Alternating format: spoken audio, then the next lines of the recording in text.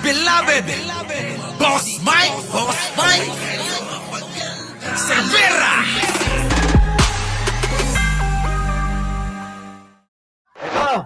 Dito na nga tayo, mga kababayan ko. Kung sa tingin niya ay kwalipikado ba si Jose Claire Castro bilang susunod na Justice Secretary. Ang masasabi ko lang ay hindi siya magaling na tagapagsalita ng Office of the President. Kita nyo mga kababayan ko, sabi ni Sara, hindi siya magaling, na tagapagsalita ng Office of the President. Magpresidente ka muna. Hindi ka pa nga nagiging presidente, paano mo nalaman na hindi talaga magaling? Magdebate daw kayo. Hindi ka nga kumakagat Magdebate kayong dalawa ni Attorney Claire Sabi ni Attorney Claire, sige nga, magdebate nga tayo. Sabi mga kababayan ko, hindi naman na, mga DDS, ano na? Yung hamon namin, debate. Attorney Claire, ha? At saka, si Sara. Minsan lang maghahamon tanggapin nyo na. Maiintindihan ko kayo kung hindi nyo tatanggapin. Kung ang naghahamon, si Libayan. Diba? Hanggang ngayon, naghahangad pa rin ng panalo yun, kaya tuloy-tuloy yun. Tuloy-tuloy na maghahamon si Libayan kasi naghahangad pa rin ng panalo yun. Lahat ng debate ni Libayan, ginawa siyang basahan. Tanyo mga kababayan, Biruin nyo yun? Lahat ng laban mo na debate, ginawa kang basahan, kaya wag na kayo magtataka kung ganon ang itsura niyan. Ngayon, mga DDS, kami to. Attorney Claire namin at itong si Sara nyo. Total, sinasabi naman niya, pagkakataon ni Sara to, sinasabi naman ni Sara na, wala daw kwenta na na spokesperson si Attorney Claire Castro. Sige nga, pagalingan sa pamamagitan ng debate. Di ba kukunin nating hurado? Sige na. Kukunin na nating hurado para lamang-lamang sila. Si Martires, mga kababayan, kasi wala naman na sa ombudsman. Baka naman si Martires magiging parehas na yan. Gets nyo? Gets nyo yung sinabi ko? Dahil si Martires wala na sa ombudsman, baka magiging patas na yan.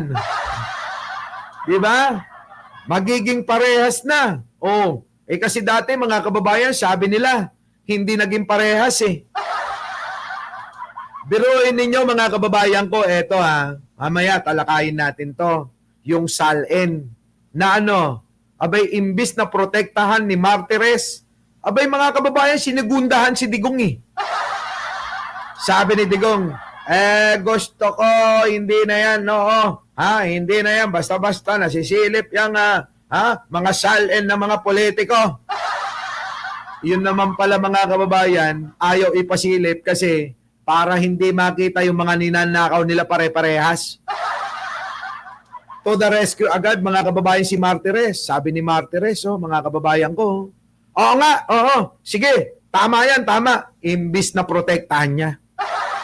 Kita nyo antindi ni Martires, samantalang ang Pangulo gusto lang naman na maging transparent sa mga tao. Ngayon, kita nyo, anong ginawa? Ibinalik yung totoong batas. Para maging transparent si Pangulo. Kaya ngayon, wag na kayong magtaka. Kung yung katulad ng mukha niya, galit na galit kay Pangulong Bongbong.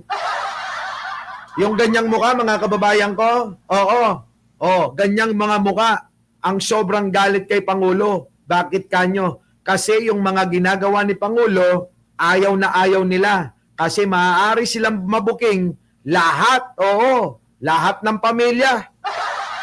Ganun mga kababayan, simpleng unawain. Bakit ba ayaw na ayaw nyo na inilalahad sinasa publiko ang SALN ninyo? Tingnan nyo mga kababayan ko. Bakit? Siyempre mga kababayan, alam nyo na yan. Pero ang Pangulo, eto, Dahil napag-uusapan ng korupsyon, napapanahon. Napapanahon na kailangan ng silipin ng mamayan ang mga salin ng mga politiko na pinagdamot ni Digunyo. Pinagdamot ho ni Digunyo yan eh. Oo, pinagdamot. Eto na. Hoy, Sara, wag mo nga ini-small si Attorney Claire. Baka nga mamaya sa partida, sa 5 tanong sa'yo, 1 tanong sa kanya, sa unang tanong pa lang sa 1 tanong pa lang hindi ka na umubra. Sa tingin nyo, mga kababayan ko, uubra kaya ito kay Kay Attorney Claire? Syempre sasabihin ng mga DDS, ubra yan, Boss Mike. Sige, kasanan natin to. Ako na bahala sa venue. Kung kinakailangan sa Manila Hotel, sa Luneta, ganapin. Ako nagagastos. Matuloy lang mga kababayan ko, matuloy lang. Public yan. 'Di ba? Mag-aarkila tayo mga kababayan ng mga sound system. Yung sound system, paaabutin natin yung boses hanggang sa dahig. Para sabihin ni Digong na sabi ko naman sa iyo, huwag kang makikipagdebate noon pa. Kapag nakipagdebate ka, nako, yari ka. Bistado na tayo. Sasabihin ni Digong yun, tuloy. Hindi siya magaling na tagapagsalita ng Office of the President. Oy, Attorney Claire, sabi ni Sara, pag-awayin natin. Pag-awayin natin. Attorney Claire, may sinasabi si Sara. Hindi ka raw magaling. Mga kababayan, ang tanong lang naman sa kanya, kung hindi ba naman bobo talaga to, Attorney Claire, pagtatanggol kita. Hindi kita sinusulsulan pero kung pwede naman di ba? Di ba? Ang tanong mga kababayan, hindi naman kasi yan hindi naman kasi talaga yan ang tanong Ewan ko ba bakit yung sagot niya yan. Bobo talaga Hindi rin daw maituturing na pambibintang ang sinabi niya na gustong manatili ng matagal sa pwesto ni PBBM. Yan yung cover story nila, charter change. Pero ang totoo niyan, term extension yan. Kita nyo? Ito na. Mamaya na natin talakayin yun. Yung banat niya kay Pangulo. Dito muna tayo kay Attorney Claire Castro. Pansinin nyo, Mactan Dame, Ito. Natanong din ng bise kung sa tingin niya ay kwalipikado ba si Yusek Claire Castro bilang susunod na Justice Secretary. Natanong din si Sara Duterte kung pwede ba si Attorney Claire bilang kapalit na Department of Justice Secretary. Di ba? Kita nyo ang tanong ng reporter Sara, BP, Sara, Buday. Pwede ba? Pwede po bang ipalit si Attorney Claire bilang DOJ Secretary? Yun po yun mga kababayan ang tanong O kayo mga kababayan ko, tanong ko lang, sa magta-3,000 na nanonood dito na kokonti pa yung nagla-like sa inyo. Tanong ko sa inyo, mga kababayan ko, bago kayo sumagot, mag-like muna Tanong ko sa inyo, si Attorney Claire ba ay qualified, pwede maging DOJ Secretary? Sige nga mga kababayan ko. Tanong ko sa inyo. Sa mga nagsasabi na qualified, press 1. Sa mga hindi, press 2. Sige nga. Mga kababayan ko. Sige. Habang pinapatugtog natin yung happy birthday para kay Arnold Lopez.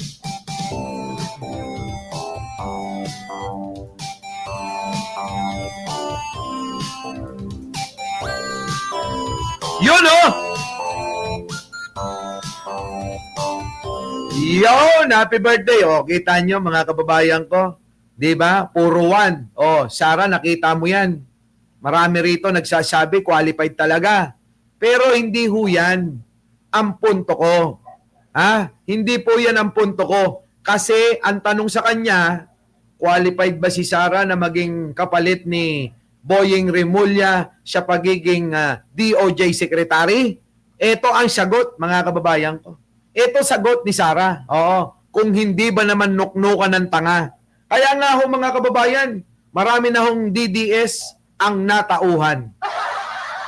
Yung mga vlogger, na laging nandyan, nakasunod, ngayon, mga kababayan, hindi na, iniwan na nila.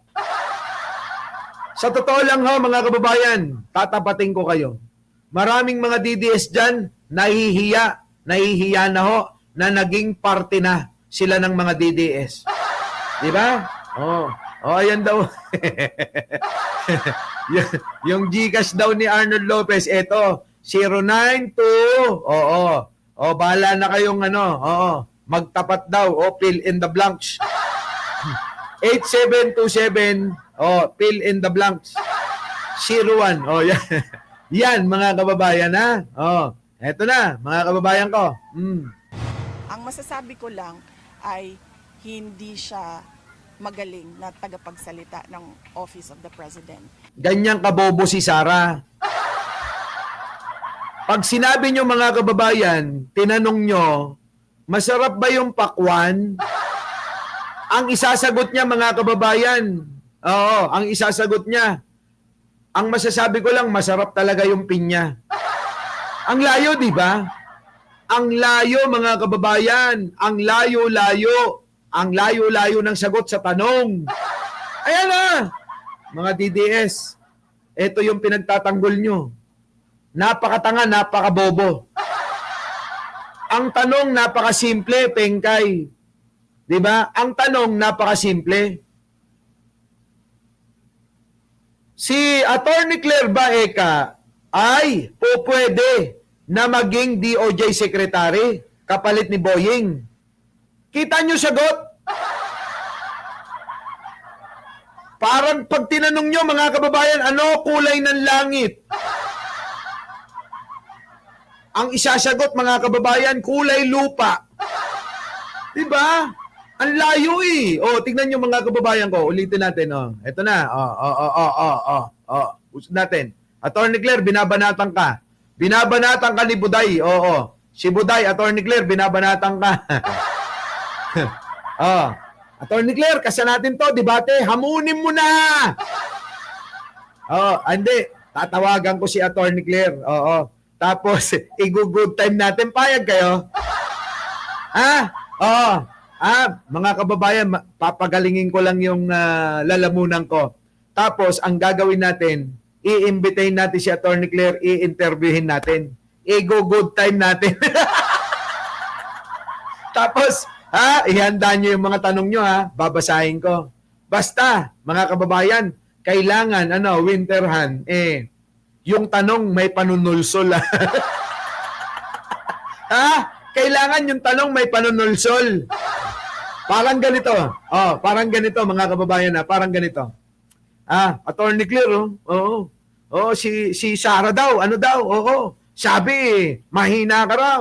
Mahina ka raw na wala ka daw kwenta na maging tagapagsalita ng Malacanang. Ganon ganon yung mag-isip kayo, assignment niyo yan, assignment niyo yan. Baka mamaya, empoy. Ang layo, singlayo ng Netherlands sa Pilipinas. Ganon na nga. Ihanda nyo, baka mamaya hindi kayo magbaon na. Para masaya. Para masaya. Pangit pag laging seryoso ang topic. Di ba? Alam ko namang nai-stress na kayo. Saan? Sa mga kinaroroonan nyo. Karamihan sa inyo. Mag-isa, malayo sa pamilya. Di po ba? May mga lagi na lang dinadaing yung mga iniwan nyo sa Pilipinas. Feeling nila, mga kababayan, namumulot kayo ng pera. Di ba? Nako, mga kababayan, ramdam na ramdam ko kayo. Ganyan. Nako, grabe. Kaya ho, mga kababayan, sa totoo lang, ang intensyon ng channel na to, magpasaya lang. Wala nang iba. Diba? Tulad niyan. Halimbawa, si Jojo Chavez, mag-isa na lang sa bahay yan. Oo! Sa totoo lang, mga kababayan ko, yung mga ganyan, kaya nga napunta rito yan. Diba? Kaya nga napunta rito yan, mga kababayan, kasi nga, siya kalungkutang nararanasan. Pero, di ba, Shab, tulad ni Shab, tumawag pa yan. Ay, nagkausap na kami yan. Di ba? Ganun ho yun, mga kababayan ko. Yung mga malulungkot nating mga kababayang mga OFW, kahit mga DDS kayo, makinig kayo rito, sigurado matutuwa kayo. Di ba? Ito na. Ito na, mga kababayan ko. Pakinggan nyo maigi itong katangahan ni Sarah. Simpleng katanungan pero hindi niya nasagot.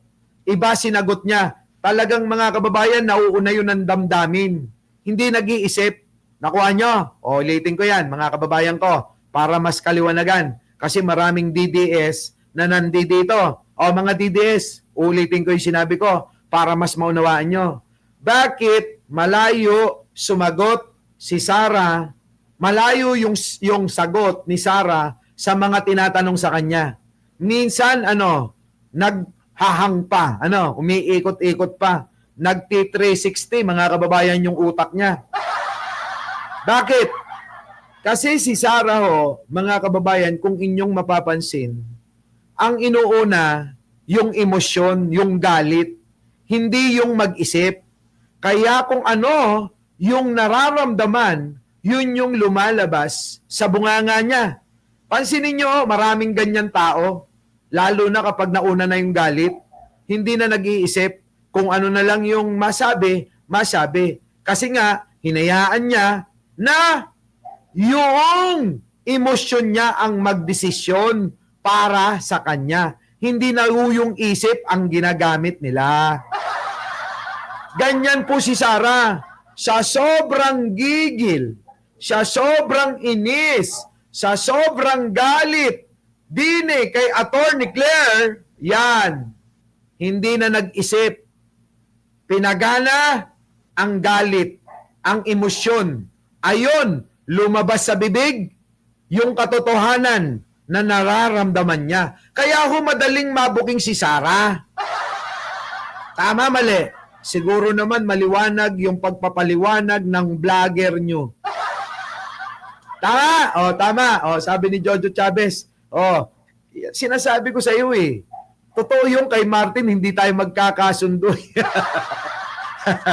Pero kita mo naman, marami sa lahat, ng pagkakataon at sa lahat ng maraming bagay, nagkakasundo-sundo tayong lahat Di ba? Ngayon, hindi tayo nagkakasundo kay Martin. Pwede naman nating isang tabi. Santabi. Ito na. Ito na. Pakinggan nyo yung sagot. Pakinggan nyo Natanong din ng bise kung sa tingin niya ay kwalipikado ba si Yusek Claire Castro bilang susunod na Justice Secretary. Ang masasabi ko lang ay hindi siya magaling na tagapagsalita ng Kita nyo? Office of the President. Kita nyo, mga kababayan ko? Minsan, alam nyo, sa totoo lang minsan hindi ko alam. Eto kasi, si Sarah noon pa, alam ko na ganyan siya. Isang ispat at pakikinig ko lang sa mga sinasabi niya, sense ko agad kung saan nanggagaling at kung ano siya, kung ano yung kakayanan niya. Ang pinagtataka ko lang, mga kababayan, sa tagal ng kasama ng mga DDS na tanga, sino, Boss Mike? Di si Sarah, matagal na hunan nilang kasama, hanggang ngayon, hindi pa nila nabubuking at nakukuha at nalalaman kung ano yung kakayanan niya. Ganun kahina mag-isip ang mga DDS. Oo, mga kababayan. Siyempre, yung di ba? Kiyaw-kiyaw lang ng kiyaw-kiyaw. Pero mga kababayan, kung inyong iisipin at papakinggan, mga walang laman yung mga sinasabi niyan. Di ba? Wala Walang dating, mga kababayan. Oo. Ha? Kiyaw-kiyaw lang sila ng kiyaw-kiyaw kung ano-ano pinagsasabi. Pero mga kababayan, yung sinasabi, pag iisipin nating maigi, walang laman eh. Sa totoo lang, walang laman. Oh, buti pa rito, natututo kayo na umispat ng tao. Sabi ko sa inyo, mga kababayan, tandaan nyo, ha? Yun yung matututunan nyo rito. Oo, umispat. Oo, kasi mga kababayan, yung mga hindi natuto ng umispat ng tao, kadalasan nabubudol eh. Di ba? Kita nyo, si Jojo Chavez nagpabudol kay Martin eh. Ako nang budol sa kanya. Hindi, Boss Mike, hindi ka nang budol. Oo, tinanggap mo lang yung regalo niya. Eto na, mga kababayan ko ha. O, tuloy na natin to para mabilis tayo. Grabe tong kwentuhan natin, mga kababayan. Sa totoo lang, iisa pa lang yung topic natin, 1 oras na. alam nyo ba, mga kababayan ko, sabi nila Sangkay, pag nagkukwentuhan kami, grabe ka naman magkomento, ano? Ibang klase. Kami, sa isang topic o isang article, grabe, in 10 minutes, pinakamatagal, tapos na kami. Ikaw, grabe. Isang salita, umaabot ka ng 1 oras eh. Oo, mga kababayan, ano? Oo, isang salita ko, kaya kong paabutin ng 1 oras eh. Totoo naman, pero alam nyo, makikinig naman yung mga tao eh. Ha? Makikinig naman sa kwento ko eh. Isa kasi, laman ng utak nila, sabi gano'n ni Pingkay, tama! Oo. Ito na, mga kababayan ko, intention ko, mga kababayan, hindi makagawa ng topic, tandaan nyo. Oo. Yun kasi sinasabi ko sa kanila. Hayaan nyo na ako, ganyan talaga ako. Oo. Isang salita ni Sarah, kaya kong pahabain hanggang 2 oras pa. Wag lang ako mauubusan ng boses. Oo. Kasi mga kababayan ko, talagang walang lalabas eh.